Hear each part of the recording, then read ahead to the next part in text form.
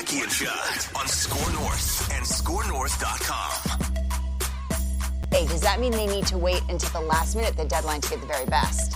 Not necessarily. I mean, we saw Sabathia get traded way early going to Milwaukee, but yeah. most of the trades happen within the last 48 hours, so I'm thinking that it's likely going to happen within the last 48 hours, and particularly now where we just had the draft. Everybody's very busy signing up their draft guys, so I do think most of these deals are going to be pushed to the end, as they usually are. Welcome into Mackey and Judd. Phil off today, so it is Judd. It is executive producer Declan and bobblehead Jim Cott as well, which I like this one. This is a nice one. They did this a week ago, I think Saturday. Glad you found them. Yes. It took some. I had a very nice viewer or listener of the show say, I don't really want this. Do you want this? And I said, most definitely I do. And he shipped it to me. It's very, very nice. So that was, I believe, if I'm not mistaken, Declan, the right identification here. MLB Network, John Heyman of also the New York Post, talking about baseball trades. The trade deadline, if you don't know, is a week from today. A week from today is when trades will either be completed or the opportunity to obtain help. In the Twins' case, pitching help will have passed, and want to talk about that. But before we do that, Dex, I want to talk about the fact that it became official last night. Miguel Sano is, at least for now, back on the Twins' 26-man roster. Gilberto Celestino, who has been struggling at the plate, but make no mistake, is a defensive replacement and a defensive player who is important because Byron Buxton, and we've all accepted this, cannot play on a daily basis. It's we can complain all we want, but that knee barks a lot. And so there's going to be times where Buxton simply can't play. There's going to be times where Buxton has to DH. All of that being said, there's a few things about Sano's return I'd like to talk about, but I'll start with this. I understand this might be short term, which is part of what confuses me. But I understand that this could clear itself up quickly. I mean, hell, he could get hurt again quickly. Who knows? But here's my overall point about this that intrigues me and why I think it's just a mistake to say, well, I mean, this could be done quick. Well, if this is going to be done quick, you're playing 2 games against the Brewers starting tonight, Tuesday, Wednesday. You're off again, I think, on Thursday. And then you go play the Padres in San Diego starting on Friday. The Sano thing, I think, is an issue because of this. If you are going to either attempt to get teams a look-see at him on your roster, or you're going to attempt to get him to a place where you can determine that he is either productive now or not. And certainly before he got hurt in May, he was awful. You have to play him. And I guess that's my biggest question. In taking every game at this point as an important game, my question is this. It's twofold. One, not where does the roster spot come from? We saw that. Where do the at-bats come from? And where do you play him? Because he is not a guy that can sit on the bench and then just pinch hit, and it's like he's going to hit a home run, right? He's probably going to strike out. And if you don't get him at bats, I'm not surprised. The other thing is that really concerns me, and keep in mind, the premise of this is every game's important. Like, you are in first place, but you're certainly not a great team. And you have suspect pitching, right, Dex? Your center fielder is really important. And if it's Buxton, awesome. But if it's not now, it's Nick Gordon. And your pitching cannot substantiate having suspect defense, which I think in center field, Nick Gordon is suspect. Yep. So my question is this. Even in a short time span, what's the danger of allowing this to work out? Because if Nick Gordon cost you a game, that's a problem.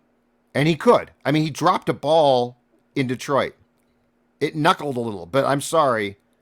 The majority of guys, including, I think, Celestino, make that catch.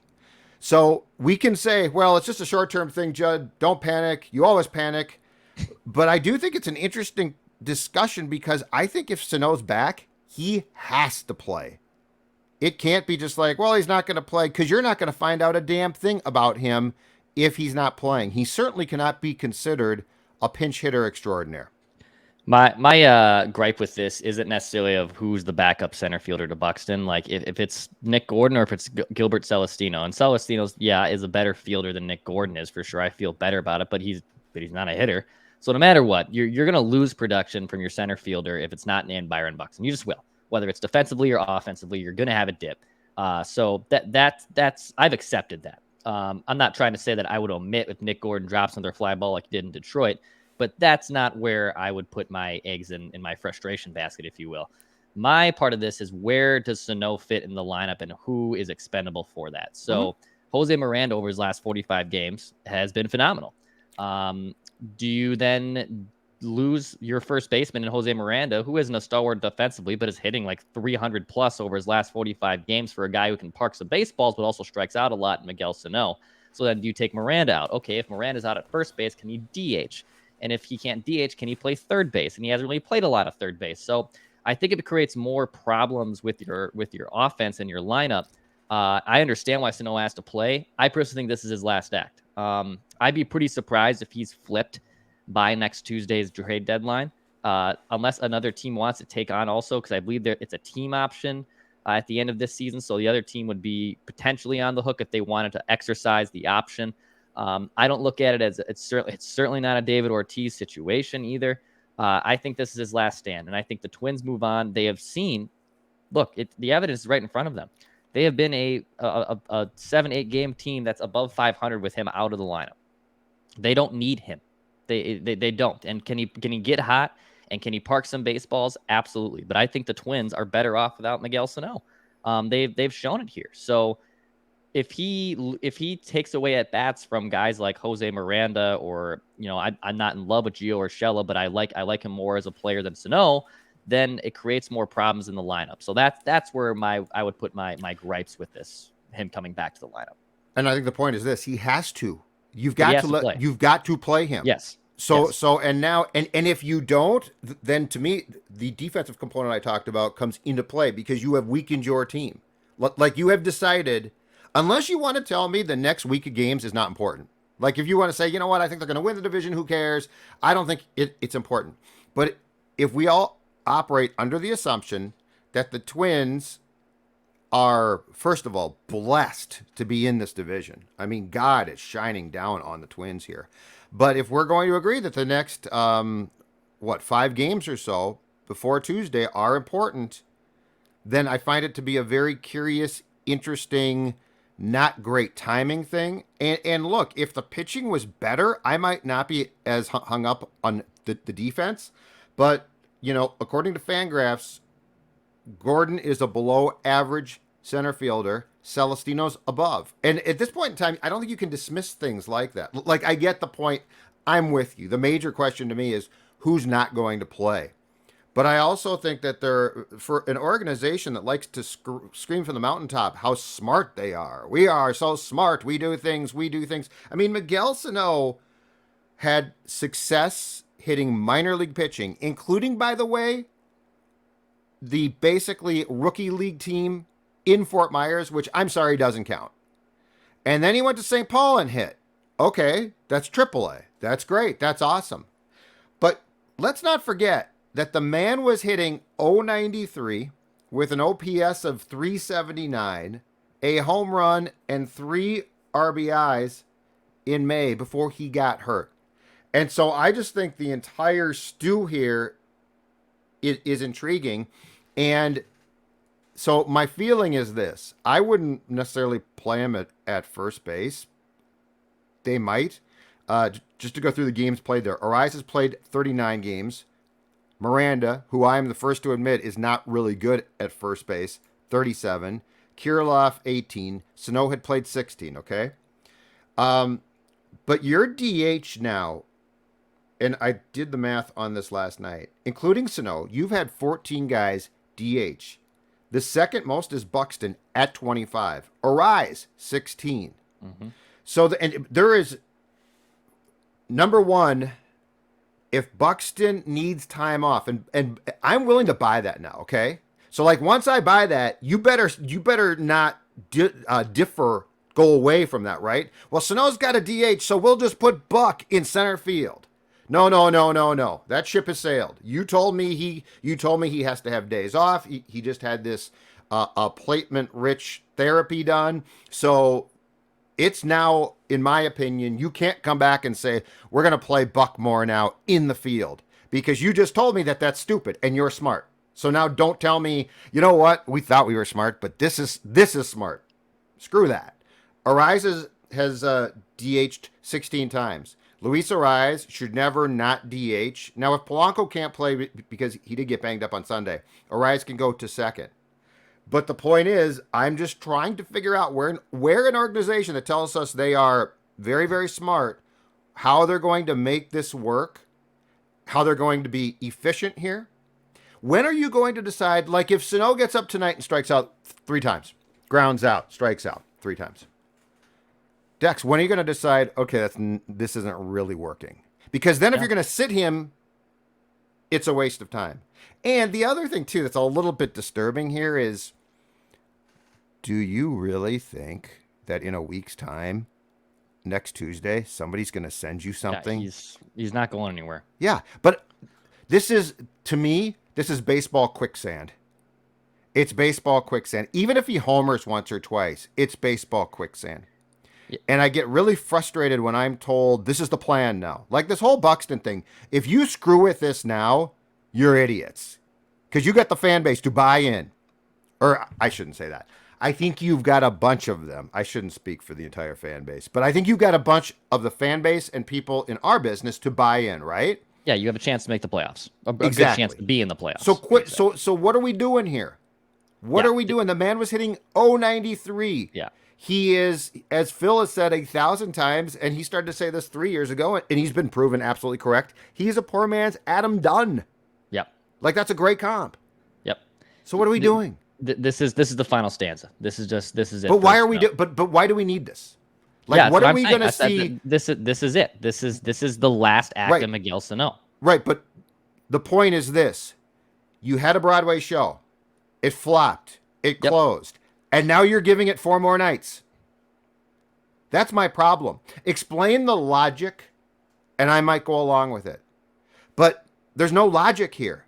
This again is a team that tells us how they do things, how they're smart, how they work things out. And in my opinion, and I know that this Sano fans are going to be like, well, what if he hits all these home runs? What if he hits all these home runs? Well, okay, but then you've got to put up with the fact that you're just playing him. You're costing a more productive player playing time, and you're holding your breath. Right. Do you really want to be holding your breath in first place? Well, they've been doing that for the last 6 weeks, basically. With I know, but like they're hoping. But they're hoping. My point is, they're holding their breath that this one player is going to do something that for him to do, I can explain to them. There's too many steps right now. I agree. It's unfortunate timing, but guess what? Sports timing often sucks. Yeah, that's why I'm for the trade deadline a week away, and we're about to get in some pitching targets here. That's my focus here. How do I improve this pitching? Like Miguel Sano is going to take away at bats, and that's going to be a thing here. But my if we get a good pitcher, or 2 or 3, that's all I care about. That's where I'm at. And before we talk about that, I think that if your target is, let's say, mom's birthday coming up, let's say your wife, your girlfriend's, let's say somebody who loves candles, it might be you. And by the way, let me say this, until this, I was not a candle guy, and now I am, and that is all because of my friends at Spiral Light Candles, family owned and operated, and so if you go to spirallightcandles.com, shipping is very quick. And I'm also going to tell you, all of you, right now, coming soon, it's the Purple Positivity Candle, which will be available for the football season. I hold it right here, and I'm going to tell you right now, when you start to burn this thing, and the smell is absolutely awesome. Spiral Light has a great selection of candles. Again, it's a great gift, or if you like candles, Spiral Light is for you. SpiralLightCandles.com. And don't forget, the Purple Positivity Candle. Burn it starting September 11th. Don't only enjoy the smell, but the fact that it also could prove to be good luck against that team from Wisconsin. SpiralLightCandles.com. All right, so we have lists here of potential pitching options. And I think we should get past Dex a little bit. There's one thing about this I do want to broach, but Castillo and Montas are probably long shots here. We all know that. Yeah. First of all, there's 12 teams now that are going to make the playoffs. So, like, the demand by the weekend for pitching is going to be off the charts. The prices super high. So, one, I've got a question for you, though, regarding the Reds Castillo. And then I've got some names that I want your thoughts on. There's a website called MLB Nerds. It's actually sort of cool.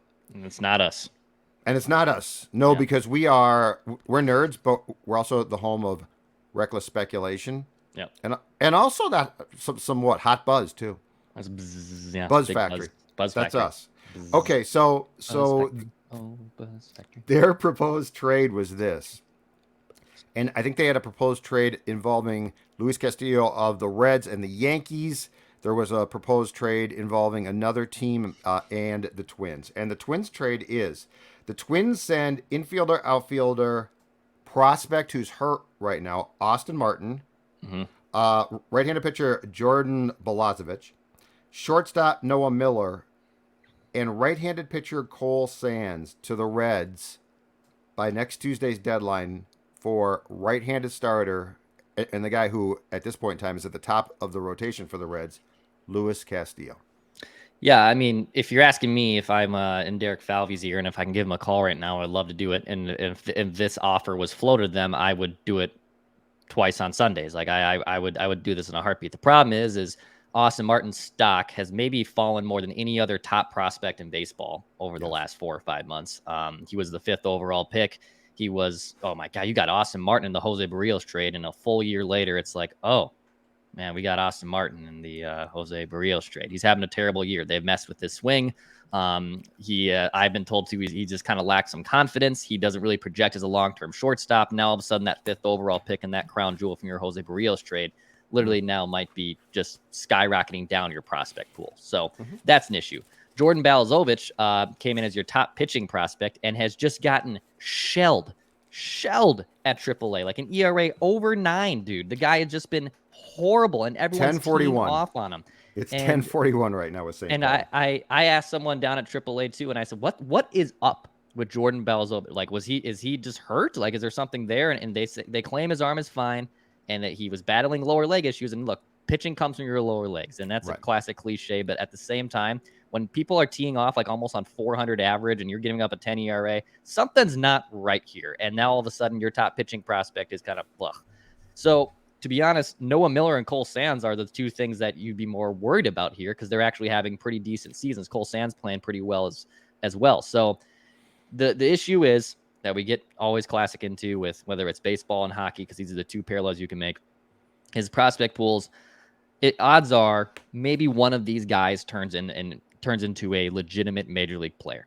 Now, if Austin Martin gets his groove back, all of a sudden now it's 2 or 3 different guys that could turn into major league players. But that's the risk you have to take. I think the Reds probably say no thanks to this trade offer. But it was Jim Bowden, I believe, who said in his Athletic piece that he thinks it would take 3 top 25 organizational prospects to land someone like Luis Castillo. This qualifies. And this does certainly qualify there. I think the Reds probably say no to this, but personally, I would love to do this trade. I would do it tonight if I could.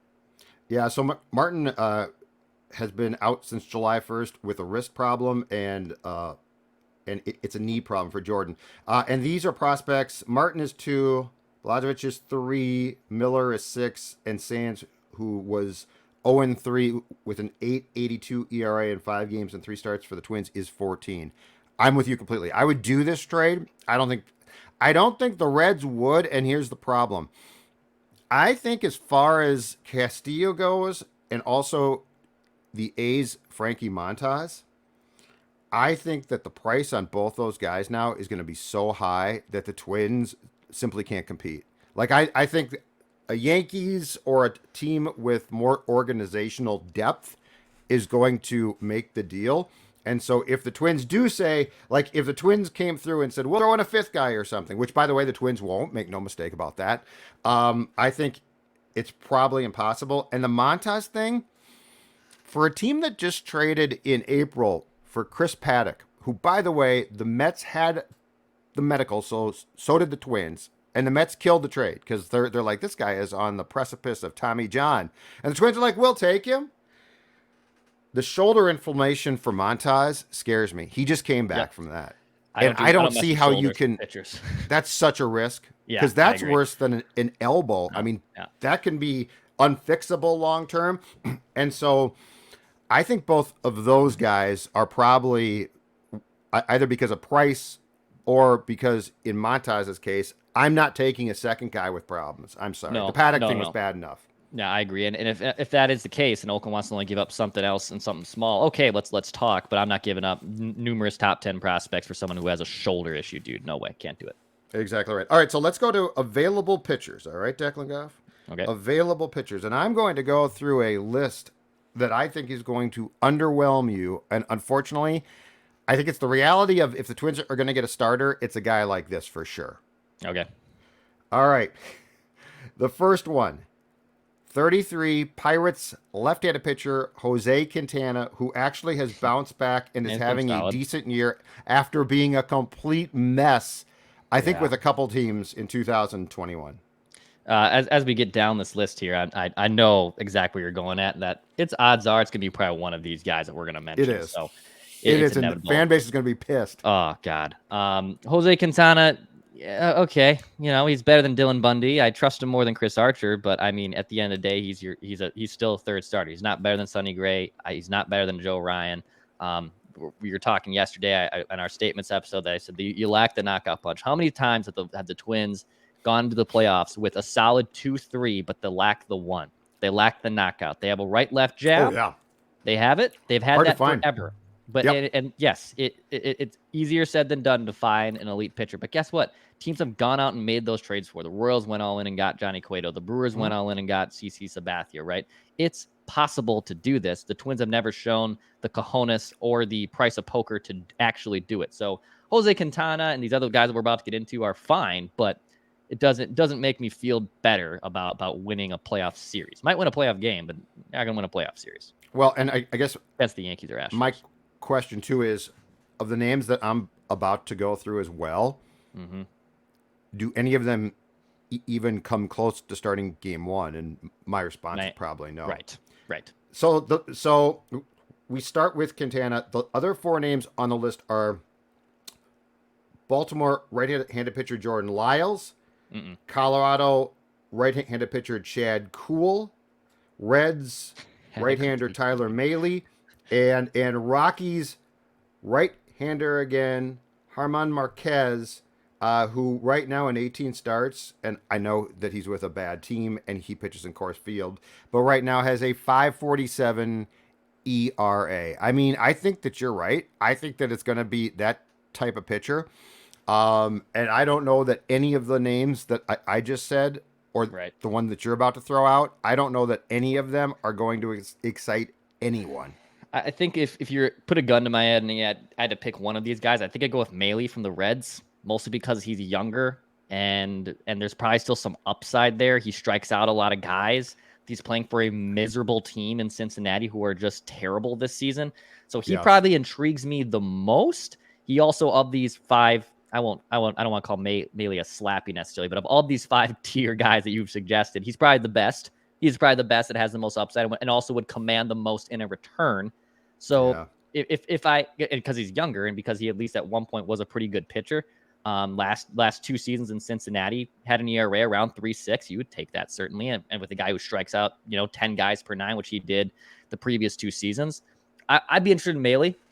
He might be able to start game one for you if he shows that he got hot after you acquired him. But in general, of these guys, they don't really do anything for me, even though my goal, by the way, still is to win a damn playoff game. Everything else after that for this Twins team is gravy for me. Right, but I mean, Gray starts that game, right? Sonny Price. It's going to be, I believe, if I'm not mistaken on this, if the season ended today, it would be the Twins Seattle at Target Field.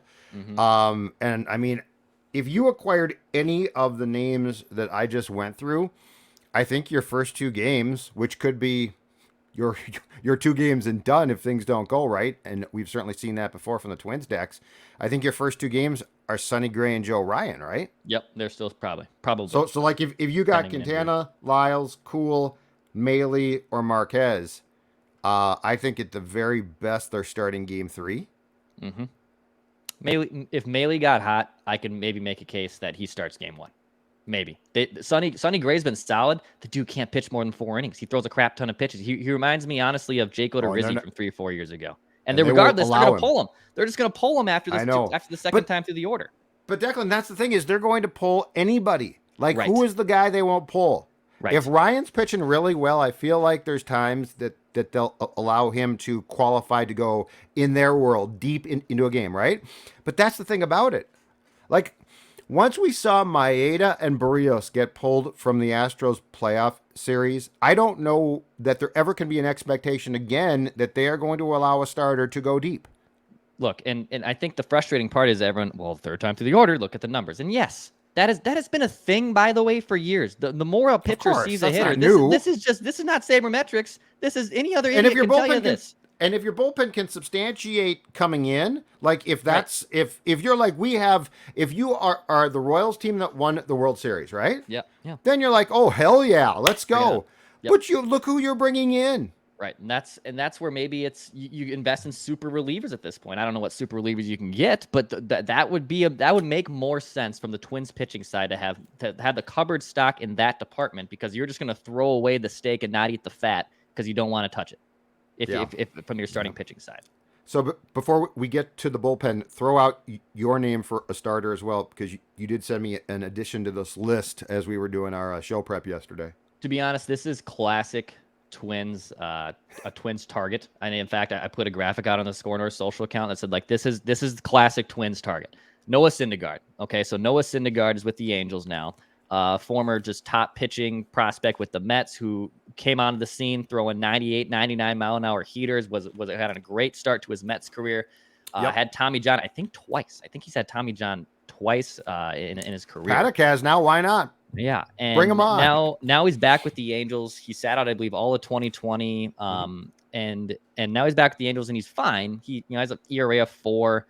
His fastball's not the 97, 98. It's more in the 93, 94. He's getting strikeouts, but not at the electric rate he used to be. He's on a 1-year contract for $20 million with the Angels, who once again are putrid. I actually think you can get this guy, because Angels are even probably going to retain some of the salary. And then you can make a decision if you want to bring him back for next season if you're the Twins.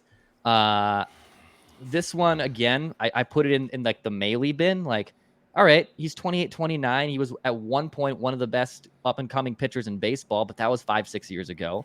Yep. So what does he start game 1 again for you and whatnot? I think he makes your rotation better. I trust him more than Dylan Bundy. I trust him more than Chris Archer. But yeah. Is he really going to, at the end of the day, is he going to start game 1? And do you feel good with that knockout punch that I was talking about yesterday? No, hell no. I don't. Not anymore. 6 years ago I did, but now I don't. Right.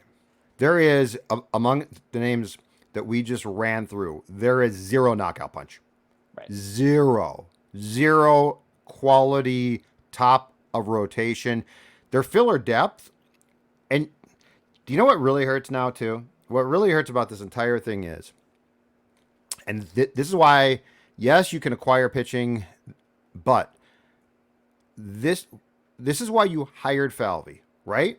Mm-hmm. To identify young arms, to bring in young arms for cheap at the time, and then to turn those guys into viable starters who could skyrocket to the top of your rotation.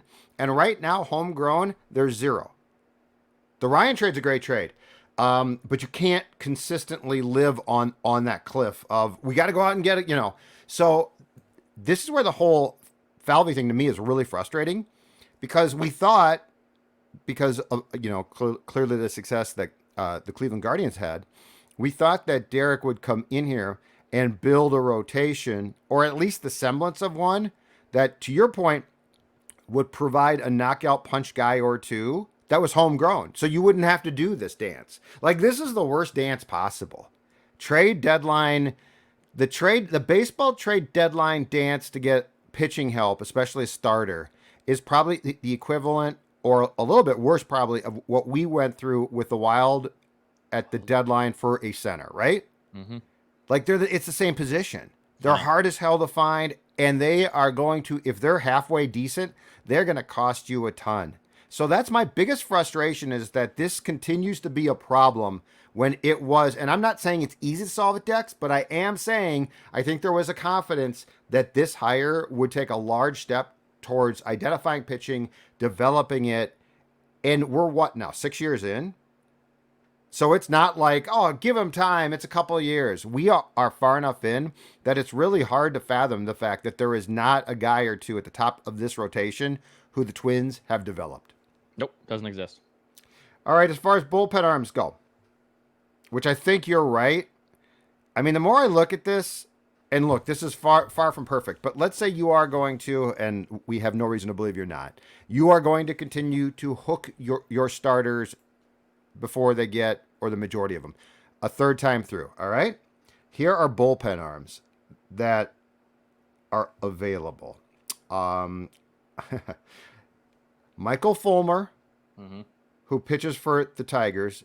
He was a starter converted to the pen in 2021. If the name sounds familiar, it's because over the weekend he came in against the Twins and got hammered, gave up 4 hits, 3 earned runs in an inning of work, but he has been pretty good. Daniel Bard, right-handed reliever from the Rockies, who is 37, was out of baseball for a long time. Ground ball pitcher, pitching really well. A guy who I think he got the win last night for the Nationals in their comeback win against the Dodgers, Dex. Carl Edwards Jr., the former Cub, who is now 30. The most intriguing name, but I think this one's going to cost too much. And if he gets traded, again, I don't know that the Twins can compete just based on depth of farm system. All-star David Bednar, who is a right-hander for the Pirates, who's been great. Will Crow, also from the Pirates, a right-hander.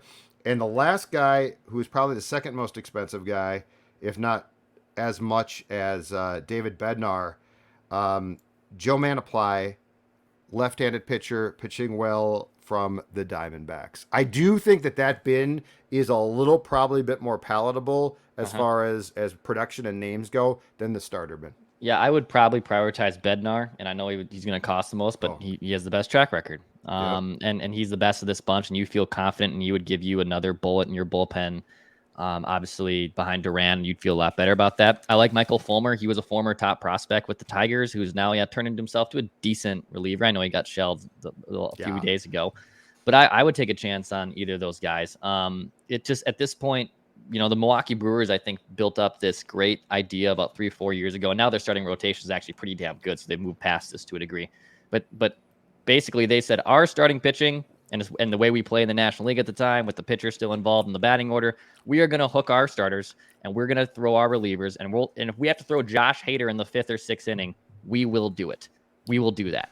And the Twins, if they have any shot of winning a playoff game, are going to have to play a similar pitching matchup where they're going to have to decide that, do we bring in one of our arms from the bullpen who is a high leverage reliever, but this is a high leverage situation, right? We have to get outs here. This could be the game in the 5th, even though the game as our closer decides games in the 8th and 9th traditionally. This is the one chance. If they break open the gate and game open, we might not be able to come back. So if I'm the Twins, I'm prioritizing bullpen arms. I think Bednar is probably one of the top bullpen arms available in general. So it might not be the fact that the Twins can't pony up. Other teams are going to be asking for him, and the Pirates aren't going anywhere, so they're going to be selling. Bednar is the number one target of that group that I would be interested in getting.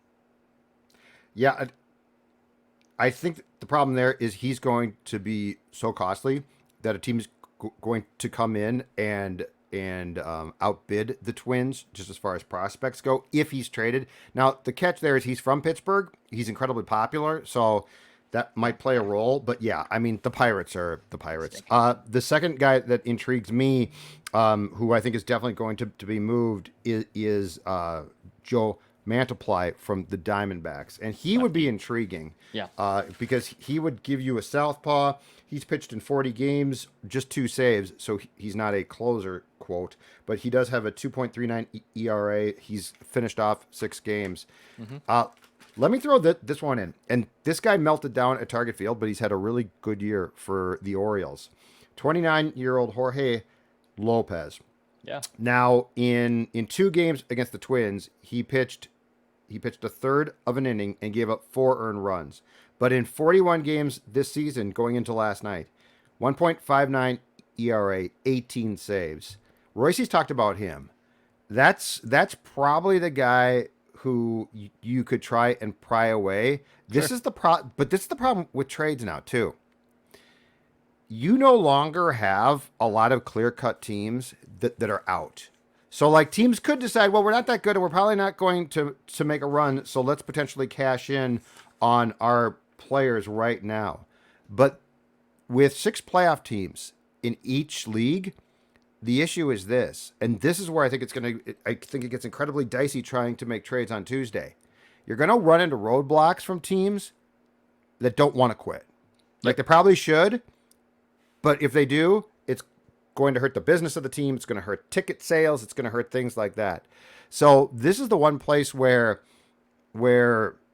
in a week from now, there might be a couple teams that thought that they were going to sell that don't want to, and conversely, teams that do want to. So I think that this is where this conversation gets tricky, because it used to be pretty cut and dry, right? Like you'd have teams that were competitive still, and the wild cards changed that. But I think with 6 apiece now, it's going to get to be really dicey that you could be in a conversation for a bullpen arm, a starter, any position, take your pick, and that a team could come back and say, you know what? We've gotten hot. It's great.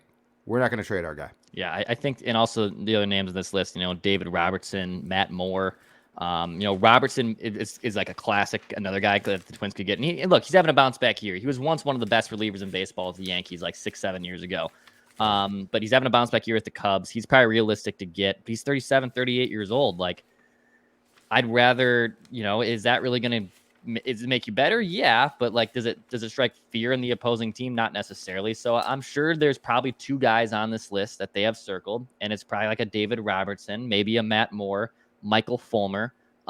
It can make your bullpen better. It certainly could. But also the problem with acquiring bullpen arms is they always ask for a ton. And there's always a myth of, well, or not a myth, but a fear of, well, you can develop your own bullpen arms in your own system from failed starters, from reclamation projects, etc. Yeah, you're right. But the Twins are at a point right now where their bullpen's their weakest link. And if it's the thing that they can improve them chances the most of moving on in the playoffs, if they add to that bullpen. The 2 things that I want to see change immediately here for 2023, Declan, are this.